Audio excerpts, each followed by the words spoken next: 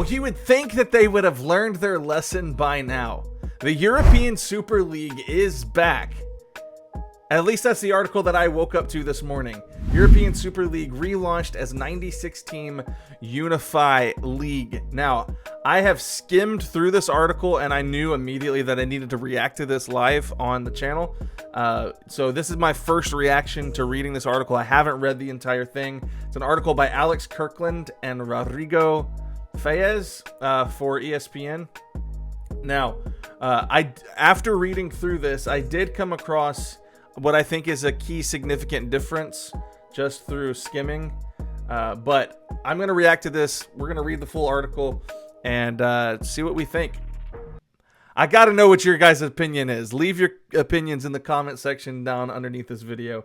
Let's get into it. Super League promoter A22 Sports said on Tuesday that it had submitted a proposal to UEFA and FIFA asking football's governing bodies to formally recognize its right to organize a new European competition.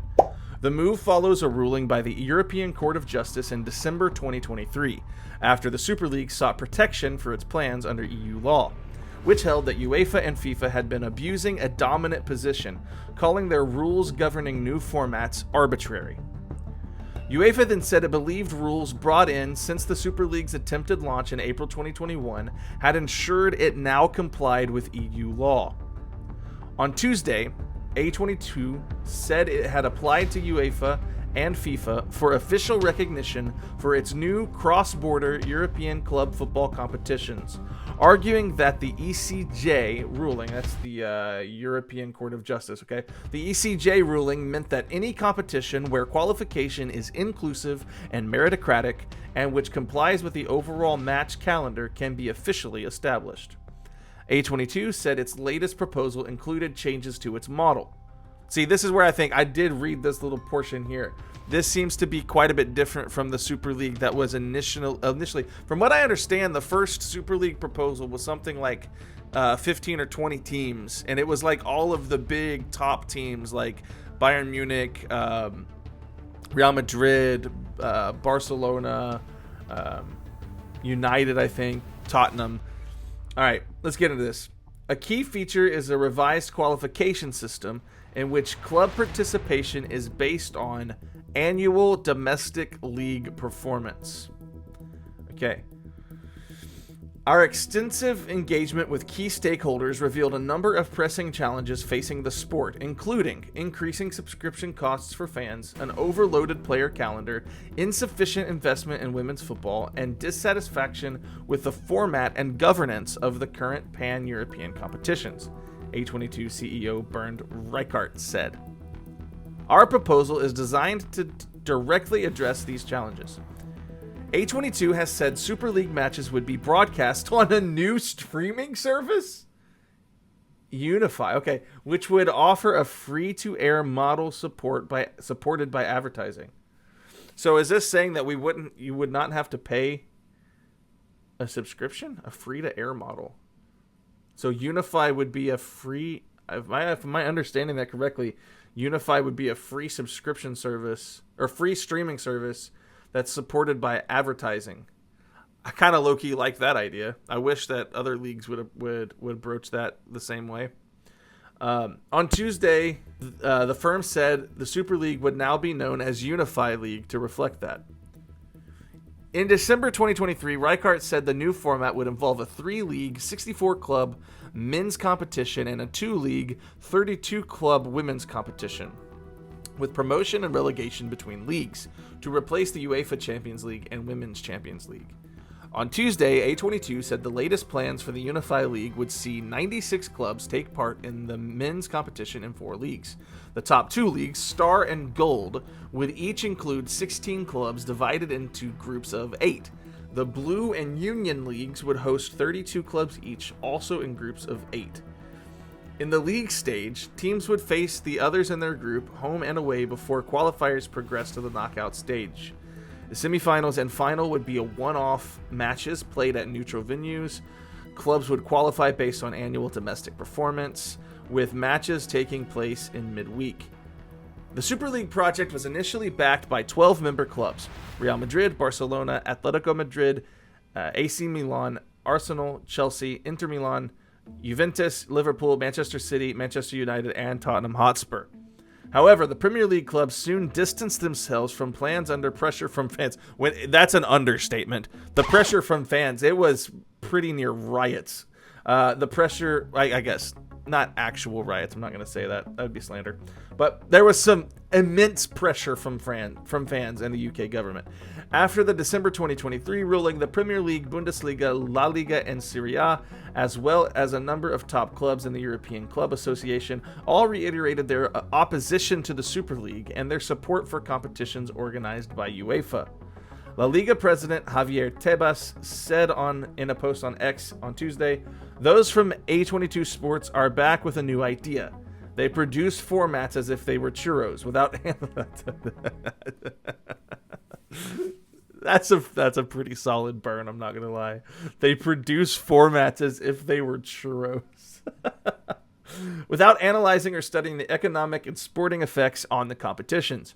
The television model they propose only favors the big clubs, and they know it, while endangering the economic stability of the national leagues and their clubs.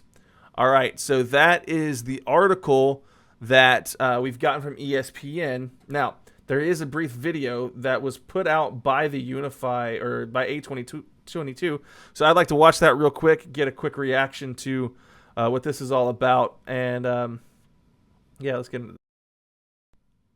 Welcome to the Unify League, A22's proposal for a new pan-European football competition.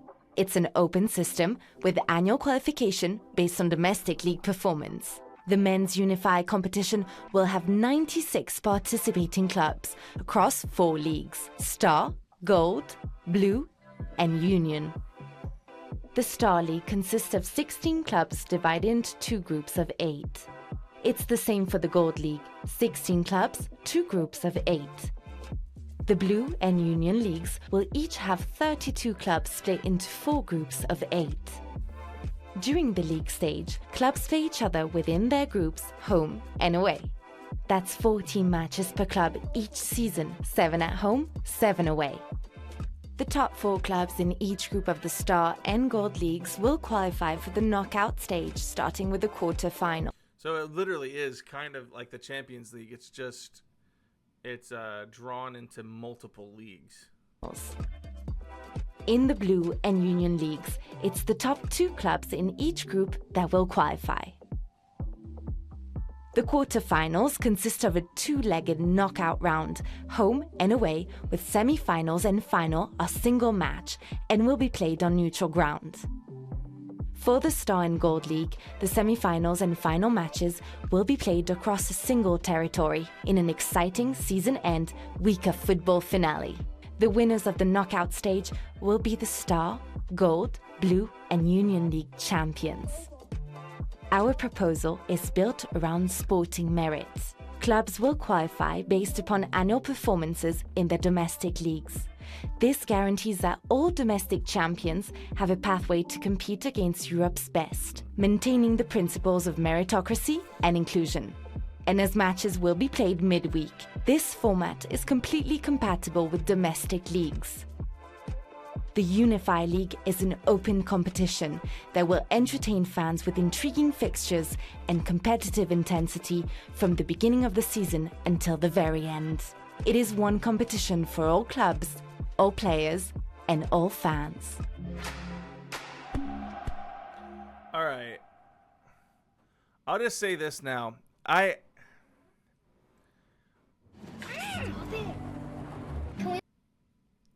Let me just go ahead and say this now. I think that this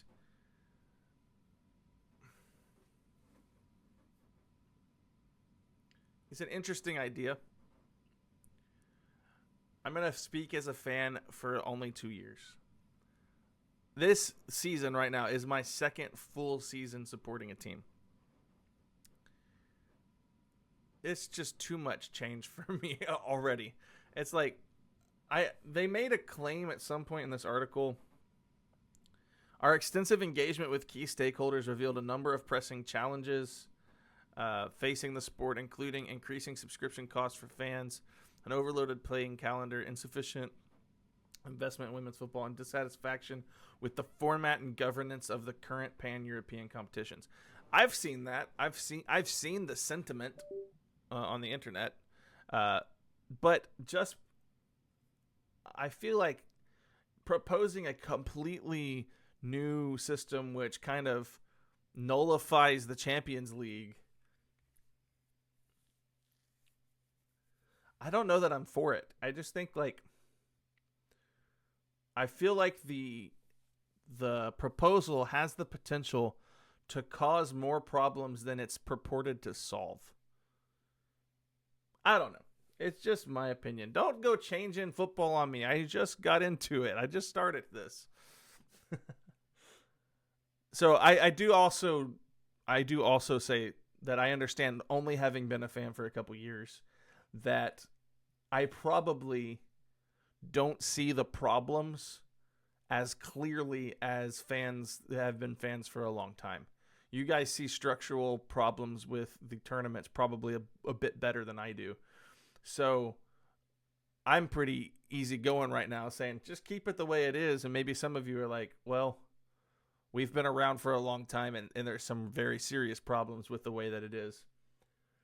I don't know. I feel like this is a drastic change, and I'm generally not the kind of person who goes for drastic change. I like to kind of progressively like change things over time, but small changes. All right, let me know what you think in the comment section down below. Smash like on this video. I really appreciate every single one of you, and I'll see you guys in the next one.